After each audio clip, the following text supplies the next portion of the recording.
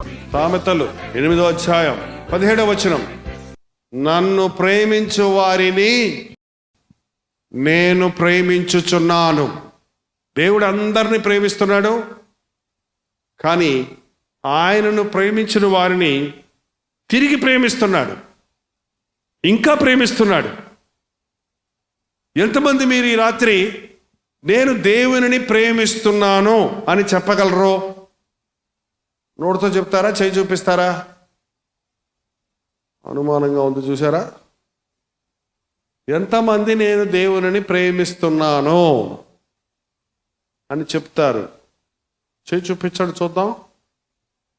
అందరూ చేయి చూపిస్తున్నారు. అంటే ఏంటి మీ ఉద్దేశం? దేవుణ్ణి ప్రేమించటం అంటే ఏంటి ఉద్దేశం? అబ్బా ప్రభా నువ్వంటే నాకు చచ్చేంత ప్రేమ అంటమా? అబ్బా నువ్వంటే నాకు చాలా ప్రేమ అంటమా? ఎలాగూ మీ ప్రేమను మీరు ప్రేమిస్తున్నారన్న సంగతిని బయలుపరుస్తారు, లేక ఇతరులు గుర్తిస్తారు. ఏం చెప్తారు? దానికి ఎలా చూపిస్తారు మీరు దేవుని మీద ప్రేమిస్తున్నాను అన్నది? చెప్పండి. యోహాను రాసిన మొదటి పత్రిక 5:2, మనం ఆయన ఆజ్ఞలను గైకొనుటయే దేవుని ప్రేమించుట.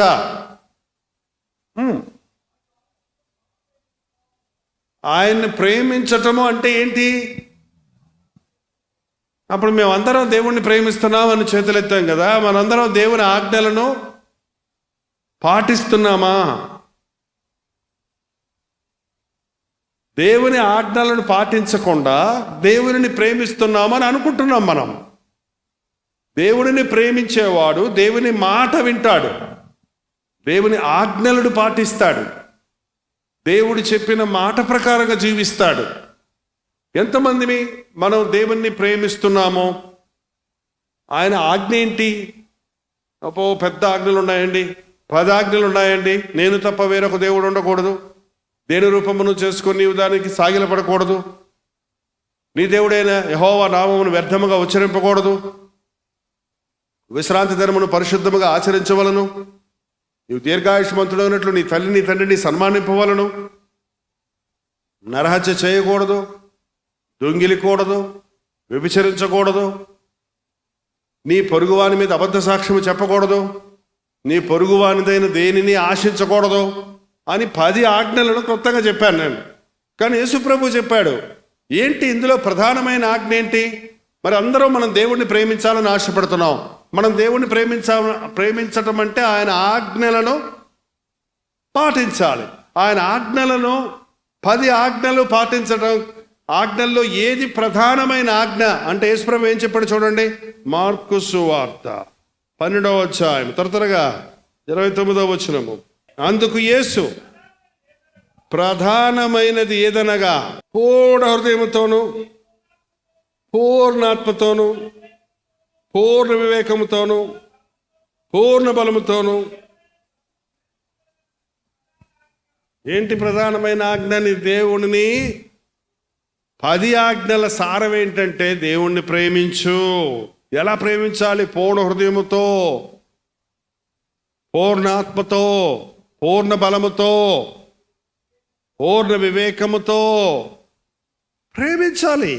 ఎంతమంది నోటి మాటలతో చూపించే ప్రేమ కాదండి. నిజంగా ఒక వ్యక్తిని మనం ప్రేమిస్తే ఆ వ్యక్తి కొరకు మనం ఏమైనా చేయడానికి సిద్ధంగా ఉంటాం. ఆ వ్యక్తిని నమ్ముతాం, ఆ వ్యక్తి చెప్పింది చేస్తాం, ఆ వ్యక్తికి సమస్తం ఇవ్వడానికి సిద్ధంగా ఉంటాం, ఆ వ్యక్తిని సంతోషపెడతానికి ప్రయత్నిస్తాం, ఆ వ్యక్తికి దగ్గరగా ఉండడానికి ఇష్టపడతాం, ఆ వ్యక్తితో సంబంధం కలిగి ఉండడానికి ఇష్టపడతాం.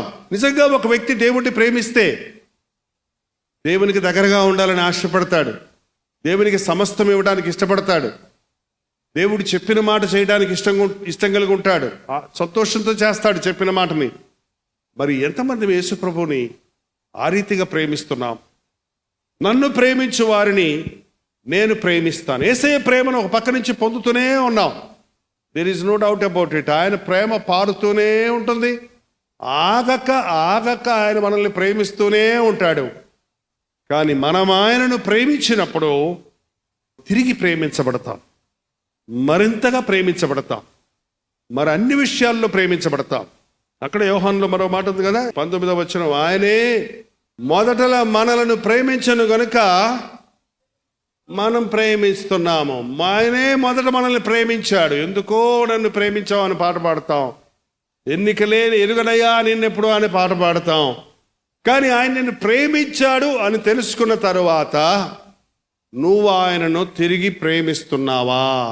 ఎంత ప్రేమిస్తున్నావు? ఎలా ప్రేమిస్తున్నావు? పేతురు నేను ఇక్కడికి చనిపోవడానికి కూడా సిద్ధమన్నాడు. ఆ పేతురుని అడిగాడు యేసు ప్రభు ఒక మాట అడిగాడు. పునరుద్ధానుడైన తర్వాత ఏమడిగాడు? యోహాను కుమారుడైన సీమోను, నీవు నన్ను ప్రేమిస్తున్నావా? మనకులాగే సమాధానం చెప్పాడు, ప్రేమిస్తున్నాను ప్రభువా. మళ్ళీ అడుగుతాడేంటి? మళ్ళీ యోహాను కుమారుడైన సీమోను, నువ్వు నన్ను ప్రేమిస్తున్నావా? ప్రేమిస్తున్నాను ప్రభువా. మళ్ళీ అడుగుతున్నాడు మూడోసారి, ప్రేమిస్తున్నావా? మూడోసారి ఏమన్నాడు తెలుసా? నీకే తెలుసు కదా నాయనా, నిజంగా యేసయ్యను ఒక వ్యక్తి ప్రేమిస్తున్నాడు అన్న వారిని యేసయ్య ప్రేమిస్తాడు. అది ఎలా ప్రేమిస్తాడు అని కొంచెం ముందుకెళ్ళి అక్కడ చూద్దామని సామెతల్లోకి వచ్చేయండి. ఐశ్వర్య ఘనతలను స్థిరమైన కలిమియు నీతియు నా యొద్ద ఉన్నవి. నన్ను ప్రేమించు వారిని నేను ప్రేమిస్తాను అంటానంట. అందరు ప్రేమించరు. కానీ నన్ను ప్రేమించు వారికి ఏం చేస్తాడంట? అందరు చదవండి, కాస్త అప్పుల్లో ఉన్న వాళ్ళు గట్టిగా చదవండి. నన్ను దరిద్రం అంటున్న వాళ్ళందరూ సరిగ్గా చదవండి ఒకసారి అది ఆ వచనాన్ని. నన్ను ప్రేమించు వారిని అప్పుల వాళ్ళగా చేయుదునా, ఆస్తికర్తలుగా చేయుదును. వారి నిధులను నిల్ బ్యాలెన్స్ అకౌంట్లో బ్యాలెన్స్ ఉంటుంది. ఖాళీ జేబులో డబ్బులు వస్తాయి. ఏమండి, వీరువాలో డబ్బులు పెడతారేమో కొంతమంది, ఎక్కడ పెడతారో అయిపోయినాయి డబ్బులు అన్న కాడు నింపుతూ ఉంటాడంట ఆయన. వాటి నిధులను నింపుతును. ఇప్పుడు ఎవరైనా ఇంకో విధంగా చెప్పాలంటే, నాకు ఎప్పుడు డబ్బులు లేవండి, అన్నీ అప్పులేనండి, అంత కరువేనండి, ఏ చేసినా కలిసి రావట్లేదండి, నాకు ఎప్పుడు దరిద్రతలోనే ఉన్నానండి, లేమిలోనే ఉన్నానండి, కొత్త సంవత్సరం కూడా 10 పైసలు చేతులు డబ్బులు లేవండి అంటున్నావంటే, ఒక్క మాటలో చెప్పాలంటే నువ్వు యేసు ప్రభువుని చెప్పండి ప్రేమించటం లేదు. నన్ను ప్రేమించు వారిని నేను ప్రేమిస్తా, నన్ను ప్రేమించిన వారికి నేను ఇస్తా, నన్ను ప్రేమించిన వారి ధననిధులు నింపుతా, నన్ను ప్రేమించే వారిని నేను ఆస్తికర్తలుగా చేస్తా. ఐశ్వర్యము, ఘనతలు, స్థిరమైన కలిమియు వాటితో నింపుతాడు నిన్ను.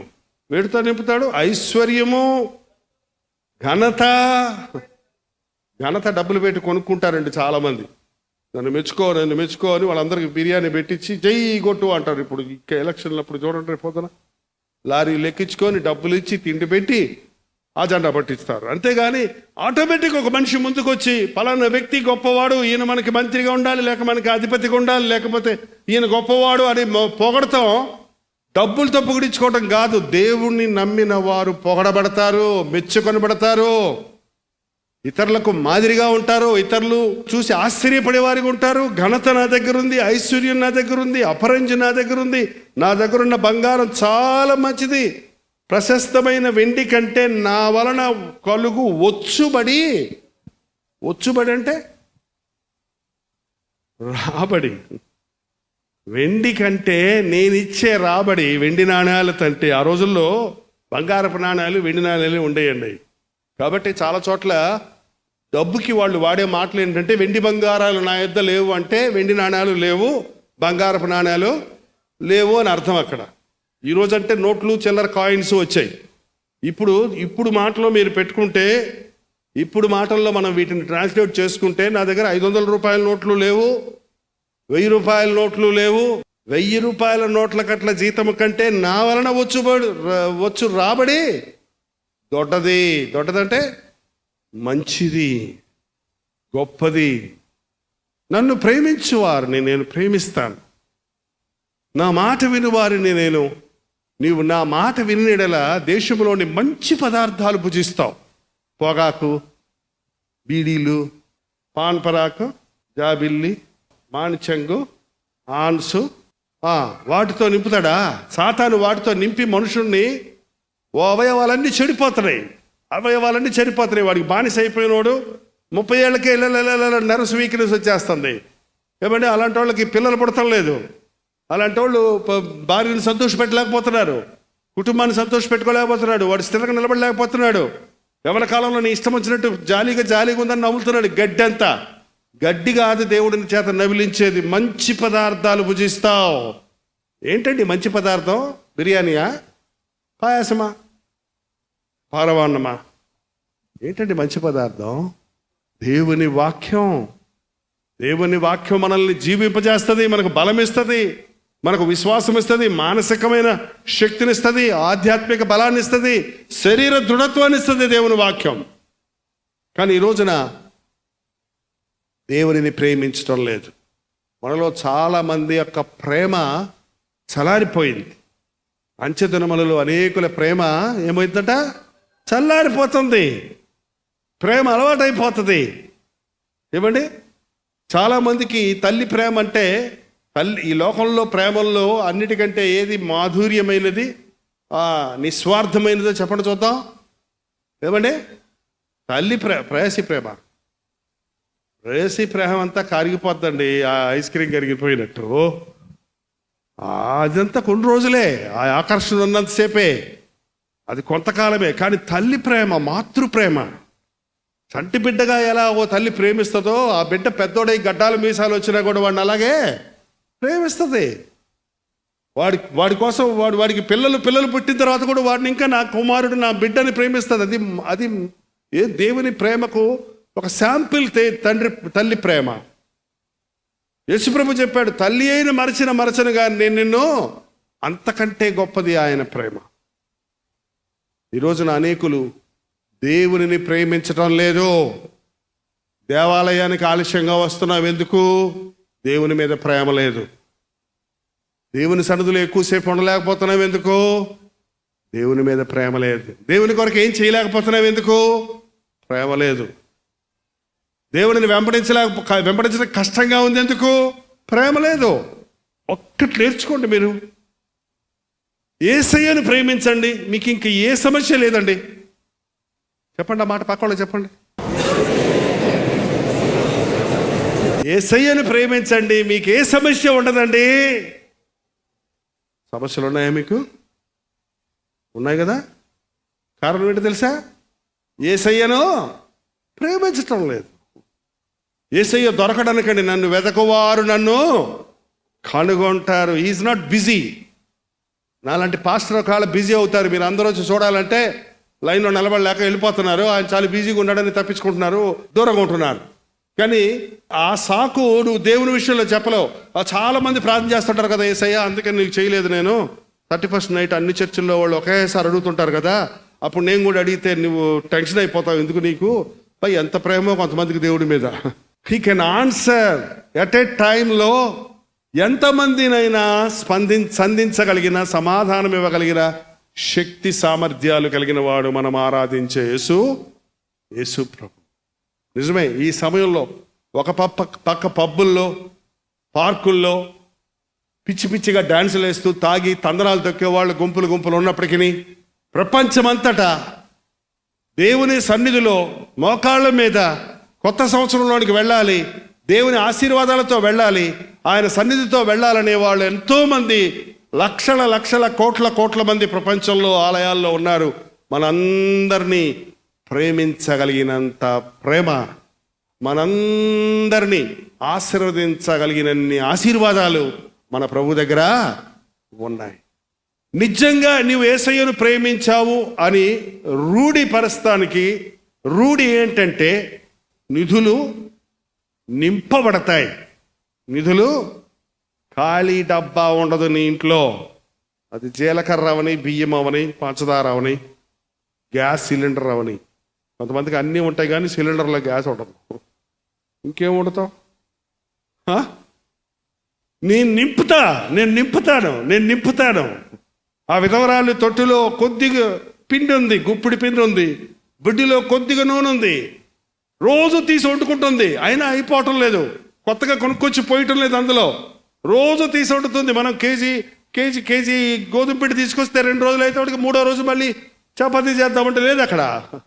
కానీ ఆమె 3 సంవత్సరాలు లేక 1.5 సంవత్సరం ఇంచుమించు, 2 సంవత్సరాలు లేకపోతే ఇంచుమించు, తొట్టిలో పిండి తక్కువ కాలేదు, గుడ్డిలో నూనె అయిపోలేదు. కారణం ఆమె దేవుని ప్రేమించింది. మొదట నాకు ఒక అప్పం తెచ్చి అని దైవజనుడు అడిగినప్పుడు తనకున్న దాంట్లో మొదటి అప్పాన్ని విశ్వాసంతో ఇచ్చింది. మొదటిది దేవునికి ఇచ్చింది, మిగిలింది ఇచ్చటం ద్వారా దేవుణ్ణి ప్రేమించాలని నిరూపించింది.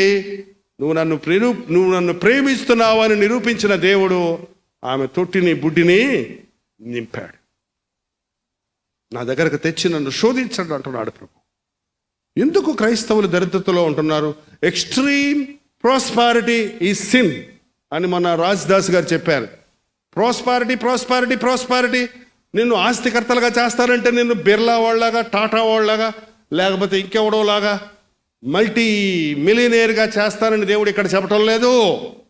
నీకు ఏ సమయానికి కావలసింది ఆ సమయంలో ఉండునట్లుగా నేను చేస్తాను. ఆస్తి లేకపోయినా నా గిన్నె నిండి పొర్లుతుంది. చాలదా? నీకు సరిపోయిన దానికంటే మిగిలిపోయింది ఉంటుందండి ఎప్పుడు. ఇంకేం కావాలి నీకు? ఇంకేం కావాలి? నన్ను ప్రేమించమంటున్నాడు ప్రభు. నిజంగా నువ్వు యేసయ్యను ప్రేమిస్తే ఆయన ఆజ్ఞలను శిరసావహిస్తావు. మరొక మాట ఉందండి, చెప్పి నేను ప్రార్థనలోకి వెళ్ళిపోతున్నావు.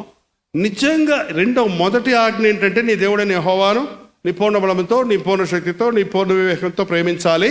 తర్వాత నిన్ను వలె నీ పొరుగువానిని ప్రేమించాలి. 4వ అధ్యాయం 1 యోహాను 4:21 అండి. దేవుణ్ణి ప్రేమించేవాడు తన సహోదరుని కూడా. నేను దేవుణ్ణి ప్రేమిస్తానండి, ఇంక ఈ లోకంలో ఎవ్వండి నేను ప్రేమించను అంటానికి కుదరదు. నేను దేవుణ్ణి ప్రేమిస్తానండి, మా బ్రదర్ అంటే నాకు పడదండి, నా వైఫ్ అంటే నాకు పడదండి. అది వైఫా నైఫ్ అండి. నాకు దేవుడు అంటే చచ్చే ప్రేమండి.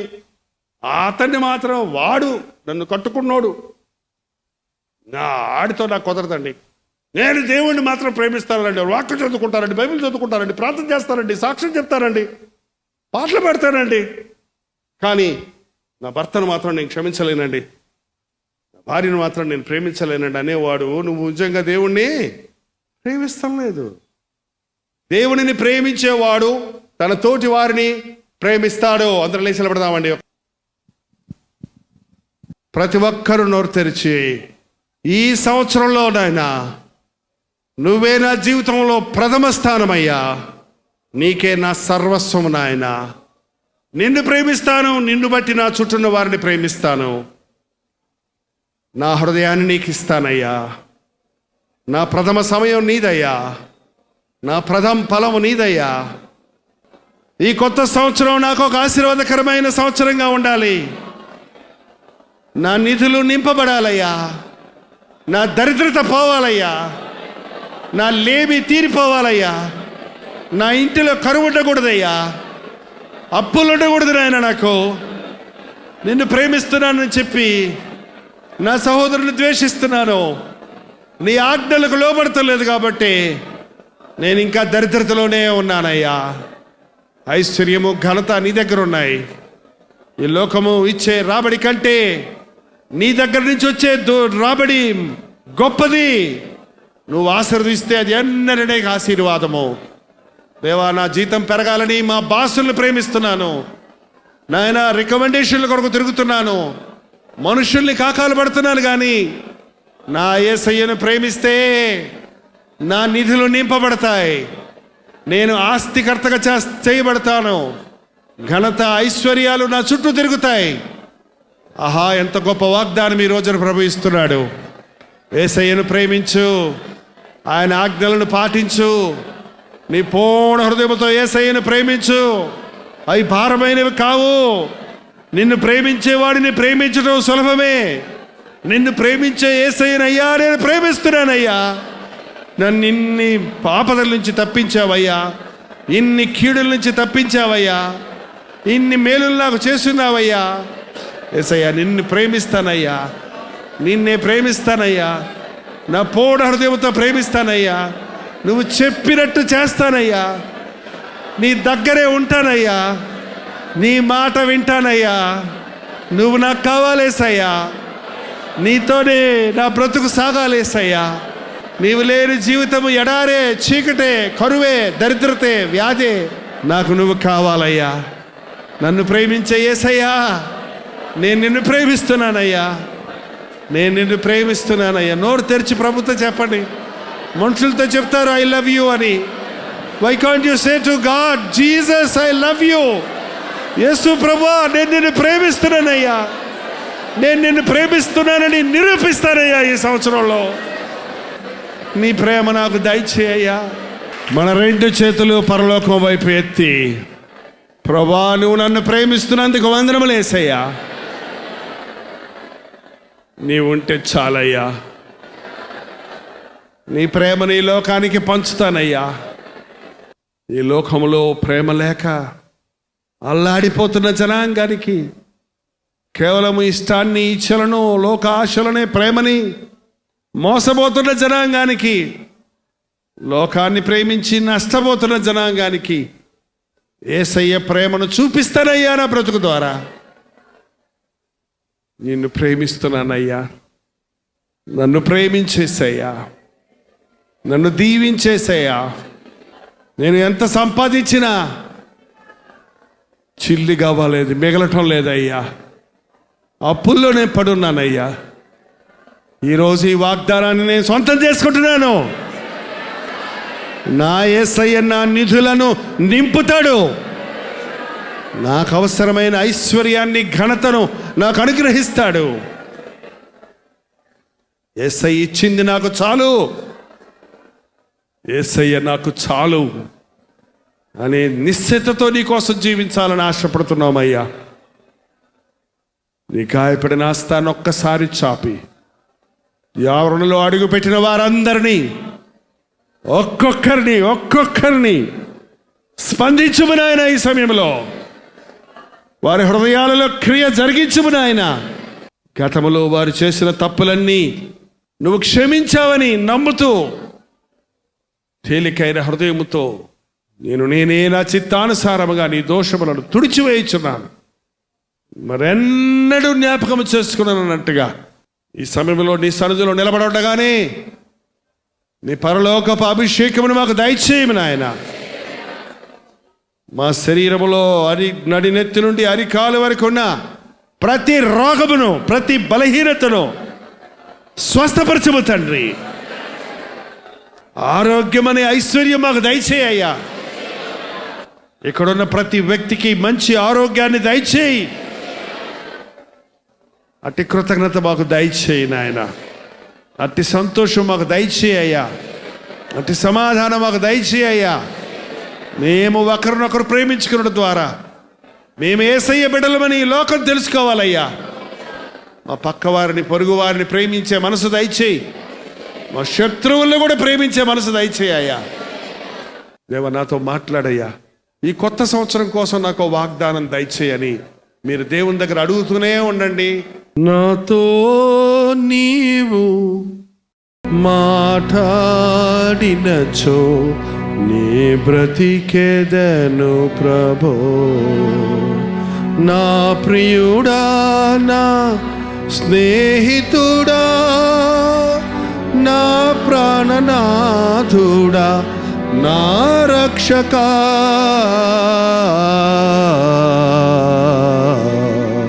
నాతో నీవు మాట్లాడినచో నీ బ్రతికెదను ప్రభో. ఒక్క మాట చాలు, ఒక్క మాట చాలు, ఒక్క మాట చాలు ప్రభో. నాతో నీవు మాట్లాడినచో నీ బ్రతికెదను ప్రభో. ఇంకా దేవుడు మాట్లాడకపోతే కనిపెడదాం. ఒక్క మాట చాలయ్యా, నాతో మాట్లాడయ్యా. ప్రభు నాతో మాట్లాడాడు, నాకు వాగ్దానం ఇచ్చాడన్న వాళ్ళు మాత్రం హల్లెలూయా చెప్పండి. పరిశుద్ధుడా నీకు వందనములు నాయనా. మాటిచ్చు నెరవేర్చే దేవా నీకు వందనములయ్యా. కొన్నిసార్లు నీ మాటలు మాకు అర్థం కాకపోయినా నీ మాటలలో యథార్థత ఉందని, శక్తి ఉందని, అవి నెరవేరుతామని విశ్వసిస్తున్నాము. నీవిచ్చిన మాటలు మా హృదయాల్లో భద్రపరుచుకుంటకు, మాటిచ్చి నెరవేర్చే దేవుడు అని నీవు నిరూపించే కొనే వరకు విశ్వాసముతో ఎదురు చూచుటకు మా ఒక్కొక్కరికి నీ సహాయం చేయము. నీకు వందనాలు చెల్లిస్తున్నాము. ఆరోగ్యవంతులుగా, సజీవులుగా నీ సన్నిధిలో మరో సంవత్సరంలోనికి ప్రవేశించడానికి మాకందరికీ ఇచ్చిన కృపను బట్టి వందనములయ్యా. ఈ సంవత్సరం అంతా, మా బ్రతుకాలం అంతా నీకోసమే జీవిస్తామని, నిన్నే మహిమపరుస్తామని నీ సన్నిధిలో మమ్మల్ని మేము అప్పగించుకుంటుండగా మమ్మల్ని ఆశీర్వదించుము. ప్రతి విషయంలో నిన్ను ప్రేమించినట్లుగా, జీవితాంతం వరకు నీ సాక్షులుగా నిలబడినట్లుగా మా ఒక్కొక్కరికి నీ కృప చూపించమని యేసు క్రీస్తు నామములో అడుగుచున్నాను తండ్రి. ఆమేన్.